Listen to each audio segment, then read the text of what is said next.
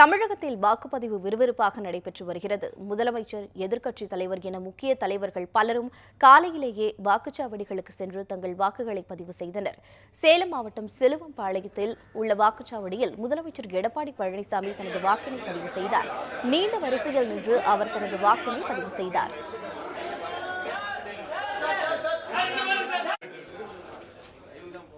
தேனி மாவட்டம் பெரியகுளம் தெற்கு ரத வீதியில் அமைக்கப்பட்டுள்ள வாக்குச்சாவடியில் துணை முதலமைச்சர் ஓ பன்னீர்செல்வம் வாக்களித்தார்.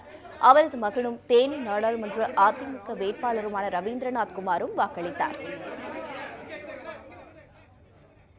திமுக தலைவர் மு.க.ஸ்டாலின் சென்னை தேனாம்பேட்டையில் மனைவி துர்காவுடன் சென்று வாக்களித்தார். பின்னர் செய்தியாளர்களிடம் பேசிய அவர், தமிழகத்தில் திமுக கூட்டணி மிகப்பெரிய வெற்றி பெறும் என நம்பிக்கை தெரிவித்தார். வாக்காளர்களை நான் கேட்டுக்கொள்ள விரும்புவது, ஒட்டுமொத்த வாக்காளர்களும் தங்களுடைய வாக்கினை பதிவு செஞ்சு ஜனநாயகத்தின் அடிப்படையில்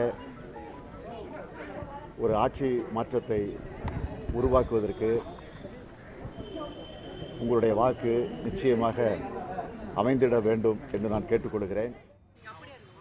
திண்டிவனத்தில் உள்ள வாக்குச்சாவடியில் பாமக நிறுவனர் ராமதாஸ் தனது குடும்பத்தினருடன் வாக்களித்தார்.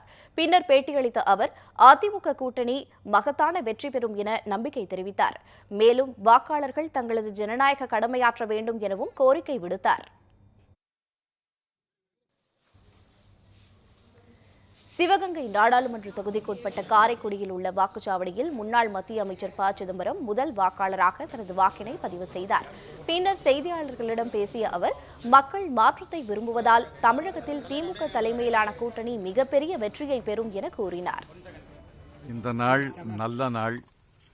இந்திய நாட்டிலேயும் தமிழ்நாட்டிலேயும் நாம் விரும்புகின்ற மாற்றம் ஏற்பட்டு புதிய அரசுகள் அமைவதற்காக நான் வாக்களித்திருக்கிறேன்.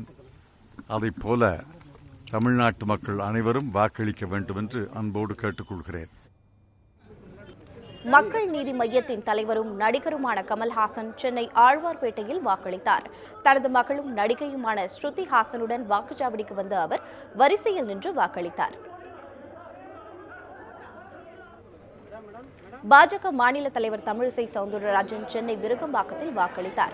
பின்னர் செய்தியாளர்களிடம் பேசிய அவர், இந்த தேர்தலில் பாஜக மிகப்பெரிய வெற்றியை பெறும் என குறிப்பிட்டார்.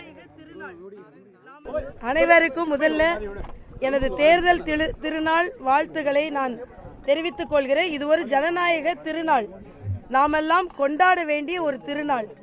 ஆக இந்த தேர்தல் திருநாளை அனைவரும் கொண்டாட வேண்டும் என்றால் அனைவரும் வாக்களிக்க வேண்டும்.